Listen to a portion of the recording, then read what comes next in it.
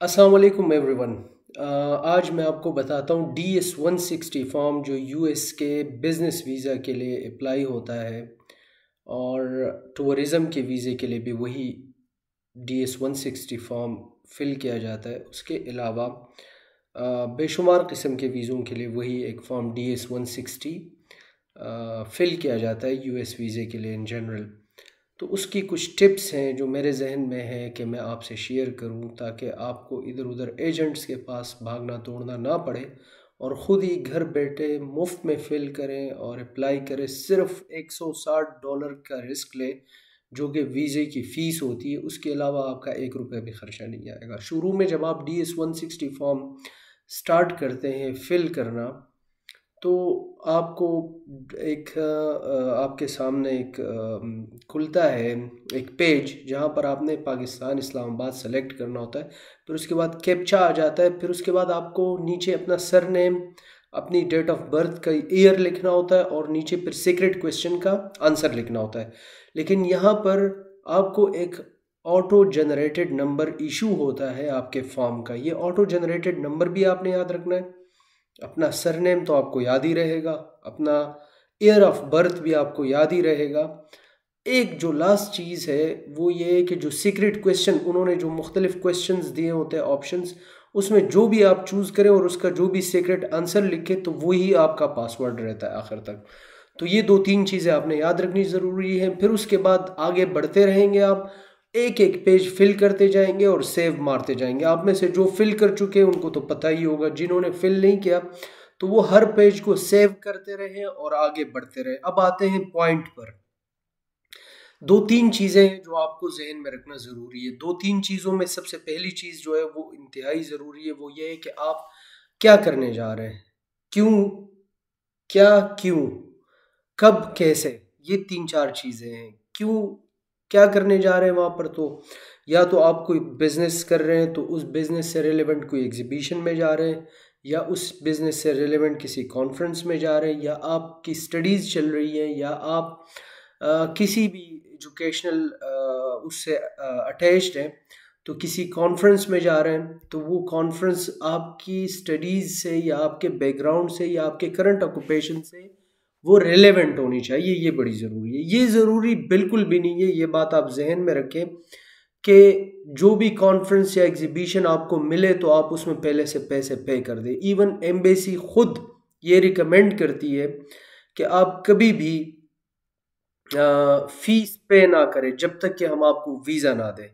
तो अब यहाँ पर बात आती है कि फिर आप किस तरह उनकी इंफॉर्मेशन निकालेंगे जो वहाँ पर आप लिखेंगे। तो देखिए, जो भी इंटेंडेड, जो भी आपने सोचा हुआ या जो भी आपने सर्च करके निकाला है कि मैंने इस कॉन्फ्रेंस में या इस बिजनेस एग्जीबिशन में या इस किसी भी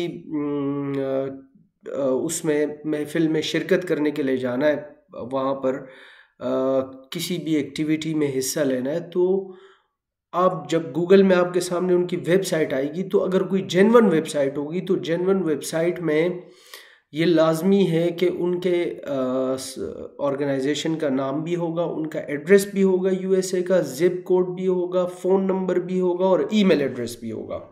अब ये इंफॉर्मेशन आपको डालना ज़रूरी है। एक तो ये लाजमी करें जब भी आप DS-160 फॉर्म फिल करें, तो वहाँ पर जिस चीज़ में आप इंटेंडेड है कि मैंने इसमें शिरकत करनी है, जिस चीज़ का आपने सोचा हुआ है, जिस चीज़ की आपकी इंटेंशन है, वो आपने कंप्लीट ये मालूमात उसमें लाजमी दर्ज करनी। दूसरी चीज़, आपने booking.com से जाके अपना बैंक का कार्ड डालकर ख़ुद ही बुकिंग करनी है जिन तारीख़ों में आप जा रहे हैं। अब वहाँ पर जहाँ पर भी आपकी बुकिंग होगी उसका आपकी कॉन्फ्रेंस की जो जगह है उससे करीब होना ज़रूरी है। अब ज़रूरी नहीं है कि अब न्यूयॉर्क में कहीं मैनहट्टन में आपकी कॉन्फ्रेंस चल रही है तो आपने न्यूयॉर्क में किसी दूसरी जगह में एक बुकिंग करा ली। इट्स फाइन, कोई मसला नहीं है, क्योंकि वहाँ ट्रेनें चलती है, वो कोई इशू नहीं है। लेकिन एटलीस्ट सिटी एक हो और उसके करीब हो तो ज़्यादा बेस्ट है। और ये booking.com की ऐसी बुकिंग होती है कि वो आपसे पैसे नहीं काटते, बल्कि आपको ऑप्शन देते हैं कि आप ऑन अराइवल हमें पे करें और आप कभी भी इसको कैंसिल कर सकते हैं फ़लानी डेट से पहले। तो वो कोई इशू नहीं होता, बस आप booking.com से बुकिंग करें और फिर अगर आपने चेंज करनी हुई बाद में तो वो आप चेंज भी कर सकते हैं अपने वीज़ा इंटरव्यू के बाद। अच्छा, तीसरी बात जो बहुत ज़रूरी वो ये है कि ट्रैवल एजेंट्स जो होते हैं उनके पास एक सिस्टम होता है, उस सिस्टम के थ्रू वो आपको एक टिकट बुक करके देते हैं, और उस टिकट वो टिकट ऐसी टिकट होती है जो बाद में चेंज भी हो जाती है, और उसके ऊपर 1000-2000 रुपये का खर्चा आता है, इससे ज़्यादा नहीं आता। बल्कि अगर कोई आपका जानने वाला हो तो वो फ्री में भी आपको टिकट कर देगा। तो वो आपको फ़्लाइट नंबर भी दे देगा कि इस फ्लाइट नंबर ने इस दिन जाना है, तो आपकी बुकिंग और आपका टिकट ये दोनों मैच होने चाहिए कि आपकी अराइवल सिटी कौन सी है, फिर उसकी एयरलाइन का नंबर, और आपकी डिपार्चर सिटी कौन सी है, कौन सा डेट है। और इसी तरीके से booking.com में भी आपकी डेट्स और अराइवल डेट ये दोनों सेम होनी चाहिए। फिर इसी तरीके से डिपार्चर डेट और booking.com से जो आपने होटल बुकिंग कराई हुई वो दोनों भी सेम होनी चाहिए। ऐसा नहीं है कि आप 27 तारीख को पहुंच रहे हैं न्यूयॉर्क और 28 की आपने बुकिंग कराई हुई, तो एक दिन आप कहाँ गुजारेंगे, तो आपकी बुकिंग दोनों मैच होनी चाहिए।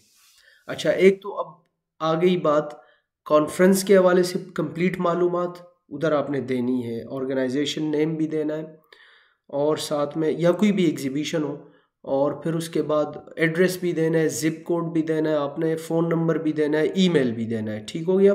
दूसरी जो सबसे अहम चीज़ है वो आपने लाजमी देनी है होटल की बुकिंग के हवाले से कंप्लीट मालूमात देनी। फिर यहाँ आपका क्या बिजनेस है, बैकग्राउंड है, क्या चीज़ें हैं, तो ये भी आपने जब आप उस पेज पे जाते हैं तो उस पेज पर आपने एड ऑन करना होता है कि आपने सेकेंडरी स्कूल कहाँ से पढ़ा है उसकी कंप्लीट मालूमात, फिर आपने मेट्रिकुलेशन कहाँ से की है, फिर आपने इंटर कहाँ से किया है, फिर आपने उसके बाद बैचलर्स कहाँ से किया है, फिर मास्टर्स कहाँ से किया है, जहाँ तक आपने पढ़ा है तो वहाँ तक आपने कंप्लीट इन्फॉर्मेशन देनी है। फिर आपका करंट ऑक्यूपेशन क्या है तो उसके बारे में भी आपने एड्रेस, नाम, ऑर्गेनाइजेशन का, फ़ोन नंबर, ईमेल एड्रेस है, सारा कुछ डेटा उसमें कंप्लीट डालना है। आप डेटा कंप्लीट नहीं डालते फिर आप रोते रहते कि मेरा जो है वो इंटरव्यू में रिजेक्ट हो गया या फलाना हो गया या ये हो गया वो हो गया, क्योंकि जब आपकी इन्फॉर्मेशन ही कंप्लीट नहीं होती और आपने छोटी छोटी सी चीज़ें होती है वो आपने मिस कर दी होती है, तो ये बड़ा अहम होता है। फिर उसमें बहुत सारे इस तरह के ट्रिकी क्वेश्चन होते हैं जिनका आपके पास आंसर नहीं होता। जैसे आप किसी क्लेन या ट्राइब से बिलोंग करते तो आप लिख देते जी हाँ मैं फलाने ट्राइब से बिलोंग करता हूँ, वो कोई ट्राइब होती नहीं है बेसिकली, ना गूगल पे होती है ना उनके रिकॉर्ड में होती है। तो आप उसमें मोस्टली आपकी ऐसी ट्राइब्स होती है जो अननोन होती है, तो आप उसको डू नॉट नो में लिख दें कि हमें हमारी कोई ट्राइब नहीं, या हमारी वो जो साइन होता है उस पर आप क्लिक करते तो वो खाना बंद हो जाता है। ठीक हो गया। फिर जो सबसे अहम पॉइंट है इसमें वो ये है कि जब आप जॉब करते हैं तो नीचे आपसे पूछते हैं कि आपके करंट ऑक्यूपेशन ये तो आपकी ड्यूटीज़ क्या है, तो नीचे एक खाना होता है जिसमें आपने पूरा एक ऐसे टाइप का मजमून लिखना होता है, उसमें आपने प्रॉपर वीज़ा ऑफिसर वो पढ़ता है तो उसमें आपने लिखना है कि मेरी क्या जॉब है और क्या ड्यूटीज़ है और मैं क्या क्या ड्यूटीज़ कर रहा हूँ। अच्छा, अब ये फॉर्म आपने सबमिट नहीं करना है किसी भी सूरत में, क्योंकि जब आप सबमिट करेंगे तो आप टाइम तक महदूद हो जाएंगे। ठीक है, और ये आप कुछ भी नहीं कह सकते कि आपको अपॉइंटमेंट मिलनी या नहीं मिलनी। तो ये फॉर्म आपने हर महीने लॉग इन करना है और फिर लॉग आउट कर देना है। जब ये फिल कर लेंगे आखिर में साइन और सबमिट नहीं करना है। और आपने जाना है CGI फेडरल, इस तरह की एक वेबसाइट है जहाँ से आपको टाइम मिल जाए ऑनलाइन, वहाँ से आपने जाकर अपनी एक रिसीट इशू करवानी है अपनी इंफॉर्मेशन डालने के बाद, और फिर अलाइड बैंक में $160 जमा करने हैं। जैसे आजकल 276 पर डॉलर चल रहा है तो उसके हिसाब से जो भी रेट बनता है, अगर 220 चल रहा हो तो उसके हिसाब से $160 फीस है इंटरव्यू की, वो आपने जमा करानी है। और जमा कराने के बाद फिर आपने वहाँ पर अपनी अपॉइंटमेंट लेनी, जो फर्स्ट अवेलेबल अपॉइंटमेंट हो। फिर उसके बाद आपने उसको रीस्केजुअल करते रहना है यहाँ तक कि आपकी अपॉइंटमेंट जो है वो उस वक़्त तक आ जाए कि जिसके बाद जिस इवेंट में आप जाना चाह रहे हैं तो उससे 1-2 महीने पहले की अपॉइंटमेंट हो, या 1 महीने पहले की हो, या 2 की हो, या 3 महीने पहले की अपॉइंटमेंट आपकी आ जाए, तब आपने यहाँ पर साइन एंड सबमिट कर देना है फॉर्म को, और वहाँ पर अपॉइंटमेंट भी कंफर्म करके और उसको डन कर देना है। तो ये कुछ चीज़ें थी, मैंने कहा कि इतनी मुश्किल नहीं है। आप जब खुद बैठते हैं सामने फॉर्म के कंप्यूटर के, और आप खुद से उस बढ़ना शुरू होते हैं। स्लोली ग्रेजुअली आप खुद सीख भी जाते हैं और आपको 1 रुपया भी किसी एजेंट को नहीं देना होता। बहुत सारे ऐसे एजेंट्स हैं जो लाखों रुपए लेते हैं। मुझे भी बहुत कॉलें आती है कि आप हमारे लिए फिल कर दें, आप यूँ कर दें, आप वो कर दें। तो आप खुद क्यों नहीं करते आप? और मैंने देखा हम लोगों में सबसे बड़ा मसला यही है कि हम खुद बैठते नहीं है। जब हम खुद बैठेंगे, हम खुद दिमाग लड़ाएंगे, हम खुद सामने बैठ के सीखेंगे, तो हमें फ़ायदा भी होगा और बहुत सारी ट्रिक्स हम खुद भी सीख जाएंगे। Thank you so much. See you in next video. Take care.